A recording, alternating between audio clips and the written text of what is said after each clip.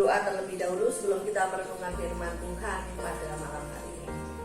Bapak, kami mengucap syukur untuk kesempatan kami pada malam hari ini boleh bersama-sama di dalam ibadah gabungan Mesbah Keluarga ini untuk merenungkan satu bagian dari firman Tuhan, satu topik yang sangat menarik yang setiap hari kami butuhkan sebagai anak-anak Tuhan.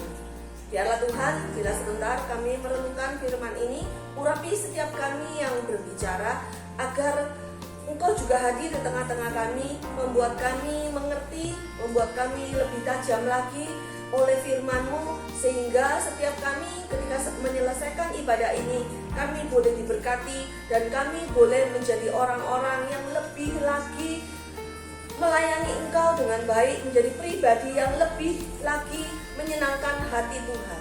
Terima kasih Tuhan, dari awal sampai dengan akhir ibadah gabungan MK hari ini kami serahkan ke dalam tangan-Mu.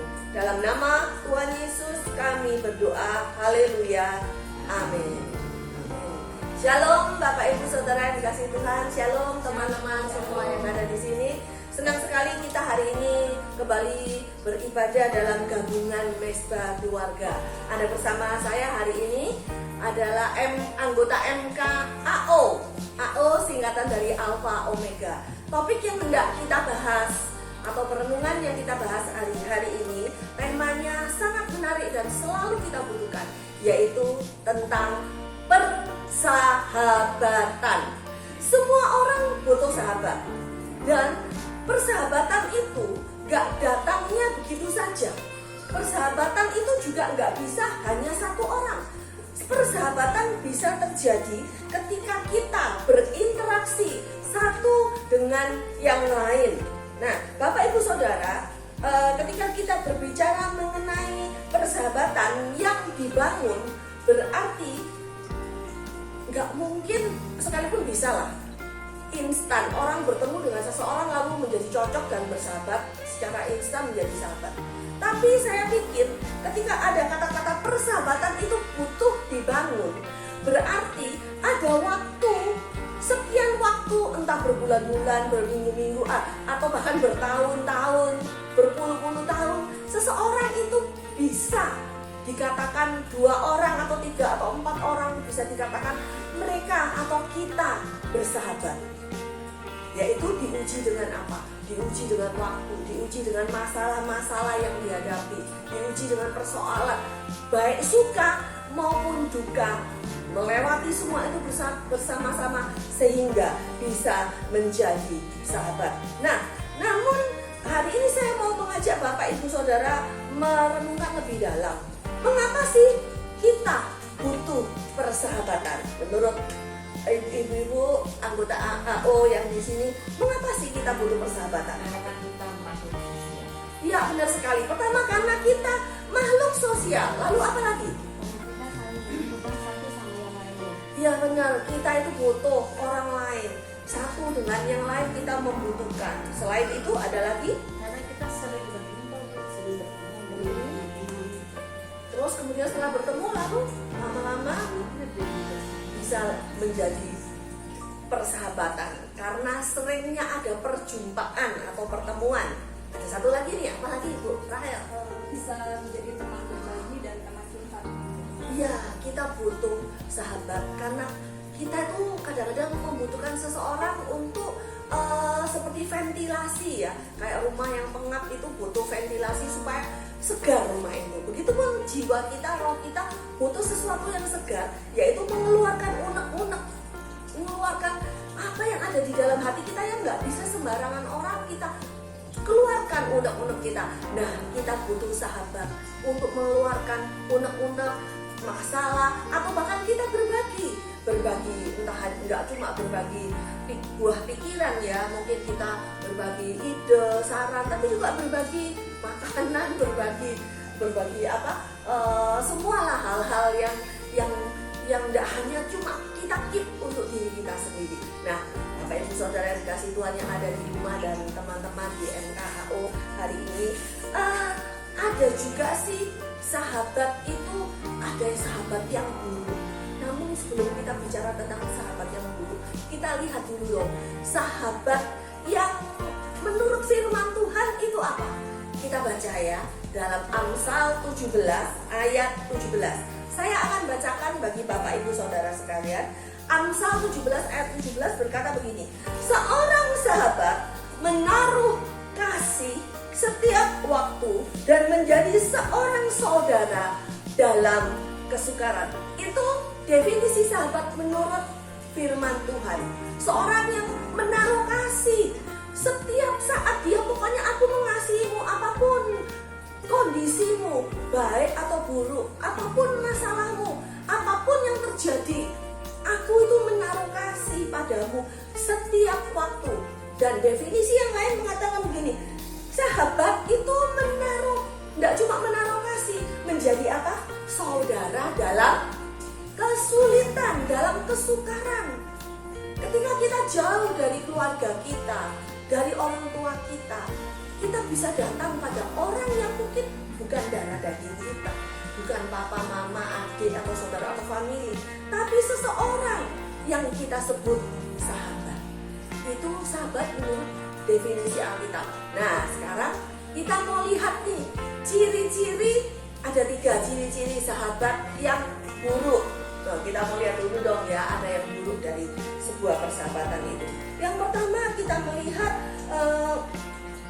bahwa sahabat yang buruk itu menjauhkan kita dari Tuhan Yesus. Kayak dulu kalau nggak salah tempoh hari kita bicara ngobrol ini di firman Tuhan di mana ya? 1 Korintus 15 ayat 33 Bu. Oh iya, saya dulu ya. Janganlah kamu sesat, pergaulan yang buruk merusakkan kebiasaan yang baik. Iya, janganlah kamu sesat. Katakan apa? Pergaulan yang buruk Merusakkan kebiasaan yang baik. merusak kebiasaan yang baik. Kalau kita sudah dekat dengan Tuhan, kan kita punya kebiasaan yang baik, bukan ya? Kita punya kebiasaan suka berdoa, suka beribadah. Terus kita punya kebiasaan rajin menolong, tidak berbohong dan sebagainya. Tapi ketika kita bersama dengan orang-orang tertentu yang buruk tadi itu, mau nggak mau kita ngikut kebiasaan buruk mereka. Misalnya kalau dia suka berbohong, mau nggak mau kita juga berbohong, belajar berbohong. Contoh, misalnya apa contohnya? Misalnya contoh, ada sahabat yang buruk bilang, sahabat yang nggak baik itu bilang, ayo kita jalan-jalan yuk. Tapi ini apa? Suamiku nanti nyariin aku gitu. Mungkin sahabat kita yang buruk kira-kira ngomong gimana? Sahabat yang buruk kita kalau misalnya kita nanti kita bilang, nanti suamiku marah nih, aku nggak pulang. Sahabat yang buruk akan ngomong gimana Bu? Diamkan saja. Iya benar. Kira-kira sahabat yang buruk itu bilang, diamin aja suamimu, gitu kali ya. Atau mungkin suami kita bilang, atau dia bilang gini, tadi kalau konteksnya bohong, mungkin dia bilang, bohongin aja suamimu, bener gak ya? Bohongin aja suamimu, bilang aja kamu lagi belanja urusan rumah, itu juga bisa ya. Nah itu lama-lama dia juga akan mengajak kita, kita besok jalan-jalan, besok hari ini kita jalan-jalan loh. Kita bilang, tapi besok itu kita harus ibadah. Sahabat yang buruk bilang gimana? Dia bilang apa? Kalau besok ibadah kan besok hari Minggu. Sahabat yang buruk akan bilang gimana? Nah, dia bisa bilang kan masih ada minggu depan lagi. Nah, saudara, Bapak Ibu Saudara kasih Tuhan, itu ciri-ciri sahabat yang buruk. Dia akan membuat kita lama-lama kita tuh tidak sadar, kita dijauhkan dari ibadah, kita dijauhkan dari hal-hal baik, perkataan-perkataan yang baik. Akhirnya kita nggak ke gereja, akhirnya kita malas berdoa, malas beribadah, dan sudah rohani kita kering dan kita mengalami banyak masalah. Itu yang pertama. Yang kedua, sahabat yang buruk. Ciri-ciri sahabat yang buruk adalah sahabat itu orang yang mengecewakan kita pada titik di mana kita sungguh membutuhkan support dia. Contohnya kita baca dulu Ayub 16 ayat 20. Tolong dibacakan Ayub 16 ayat 20. Ayub 11 ayat 20. Sekalipun aku dicemoohkan oleh sahabat-sahabatku, namun ke arah Allah mataku menengadah sambil menangis. Nah saudara, ciri-ciri sahabat yang buruk ketika kita membutuhkan support. Contohnya Ayub ini, harusnya dia disupport dong. Bapak ibu saudara, teman-teman di sini tahu kan yang kisahnya Ayub, bagaimana dia mengalami ujian yang bertubi-tubi, rumahnya hancur, harta bendanya hilang semuanya, dan yang paling berat itu anak-anaknya mati. Tapi apa yang terjadi dengan sahabat-sahabatnya? Sahabat-sahabatnya tidak mensupport tapi mencemooh dia. Itu sangat mengecewakan. Sahabat yang buruk adalah sahabat yang mengecewakan kita, yang justru nggak bisa mensupport kita, nggak bisa menopang kita pada saat kita membutuhkan mereka. Tetapi baik sekali tadi dikatakan apa? Tetapi Ayub dia kecewa, tetapi dia mengarahkan matanya kepada Tuhan. Nah, kalaupun kita mungkin saat ini mengalami Bapak Ibu Saudara, kita mengalami bertemu dengan, atau saat ini kita memiliki sahabat yang buruk, yaitu sahabat yang mengecewakan kita. Mari kita contoh Ayub. Tidak fokusnya kepada sahabat, tidak mengandalkan sahabat, tetapi dia hanya mengandalkan Tuhan. Karena Tuhan tidak pernah, Tuhan Yesus tidak pernah mengecewakan kita. Dan ciri ketiga, yaitu sahabat yang buruk itu adalah ada di dalam Amsal 19 ayat 4. Mungkin tolong dibacakan. Amsal 19 ayat 4, kekayaan menambah banyak sahabat, tetapi orang miskin ditinggalkan sahabatnya. Nah, saudara perhatikan, Amsal 19 ayat 4 ini seringkali terjadi atas kita. Coba saudara, siapa yang pernah mengalami kita dikhianati oleh sahabat kita? Kali ya, dikhianati. Itu perih pahit sekali dikhianati. Tetapi Bapak Ibu Saudara yang dikasihi Tuhan, di dalam firman Tuhan dan di dalam Alkitab dan kehidupan kita, cuma ada satu sebenarnya sahabat yang sejati. Kalaupun kita kehilangan semua orang, semua sahabat di dunia ini, hanya ada satu sahabat sejati, yaitu Yesus Kristus. Mengapa Yesus Kristus disebut sahabat sejati? Kita mau melihat Yohanes 15 ayat 13. Kita lihat, siapa bisa bacakan untuk saya, atau kita sama-sama ya baca Yohanes 15 ayat 13. Yuk, udah ketemu? Amin. Amin. Ya, kita sama-sama baca yang udah ketemu ya. 3, 2, Yohanes 15 ayat 13 ya. 3, 2, 1. Tidak ada kasih yang lebih besar daripada kasih seorang yang memberikan nyawanya untuk sahabat-sahabatnya. Ini memang sesuatu yang sulit. Kadang kita berkata, aku bisa nggak ya kayak Yesus memberikan nyawa kita, berkorban untuk sahabat kita. Tapi ketika Yesus berkata bahwa ketika firman ini mencatat bahwa Yesus itu bisa memberikan nyawanya untuk kita, yaitu dia mati di atas kayu salib. Yang kemarin bulan lalu kita rayakan kematian dan kebangkitannya, membuat kita menjadi anak-anak yang dimenangkan. Dia yang menebus dosa kita, dia berkorban untuk kita. Itulah persahabatan yang sejati. Persahabatan dengan Yesus adalah persahabatan yang sejati. Kalau Bapak Ibu Saudara sampai hari ini kita berkata bahwa aku kok gak punya sahabat ya, gak usah takut. Yesus mau menjadi sahabatmu.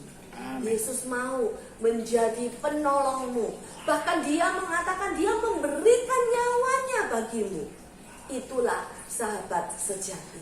Bapak Ibu Saudara, sebelum saya tutup, saya ingin mengajak Bapak Ibu Saudara, gak cuma untuk orang yang sudah dewasa ya, untuk anak-anak muda juga. Persahabatan itu seperti tadi diawali bahwa gak datang begitu saja, butuh dibangun. Pertama-tama mungkin kita menjadi berkenalan. Ketika orang berkenalan, belum tahu nih jeroannya, dalemannya sahabat kita seperti apa, atau teman kita seperti apa. Karena Kalau disebut teman, berarti kita baru tahu kulit-kulitnya. Oh, dalam suka, ayo bareng-bareng makan gitu ya. Tetapi ketika kita bersahabat lama-lama, ketika dalam suka, dalam duka kita bersama-sama, seperti 3 hal tadi yang kita dengarkan, ciri-ciri itu keluar, kemudian kita bisa mengampuni. Yaitu apa tadi?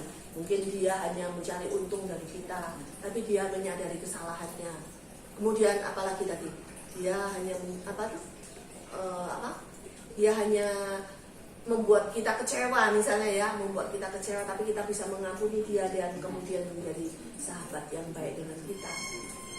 Kunci dari persahabatan itu mengampuni, seperti Tuhan Yesus sudah mengampuni kita, anak-anaknya. Biarlah firman Tuhan hari ini memberikan kekuatan kepada kita bahwa tidak mungkin tidak ada sahabat di dunia ini. Yang pasti ada satu sahabat sejati, Yesus Kristus, Juru Selamat. Amin.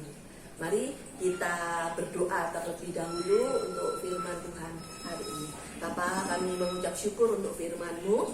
Biarlah Tuhan kami mampu menjadi sahabat-sahabat juga buat orang-orang di sekitar kami. Dan biarlah Tuhan kami boleh mengenali orang-orang di sekitar kami. Siapakah sahabat yang sejati? Ampuni kami bila pada saat ini kami menyadari seringkali kami menjadi sahabat yang berkhianat. Seringkali kami menjadi sahabat yang hanya mencari keuntungan.